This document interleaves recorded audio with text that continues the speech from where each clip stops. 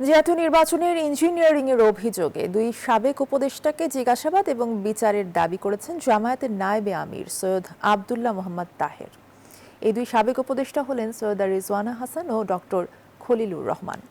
বৃহস্পতিবার রাজধানীর মগবাজারে দলের কেন্দ্রীয় কার্যালয়ের সংবাদ সম্মেলনে এই দাবি জানান তিনি। বলেন, 12 ফেব্রুয়ারির নির্বাচন Bashundhara public school and college 2026 শিক্ষাবর্ষে ভর্তি চলছে। বাহ্যিকভাবে গ্রহণযোগ্য মনে হয়েছে, তবে সন্ধ্যার পর থেকেই জাল ভোট, এজেন্টদের কেন্দ্রে ঢুকতে না দেয় এবং নানা অনিয়মের অভিযোগ আসতে থাকে। 53টি আসনে কারচুপির বিষয়ে আনুষ্ঠানিক অভিযোগ দায়ের করা হয়েছে। এ নিয়ে আইনি লড়াই চলবে বলেও জানান তিনি।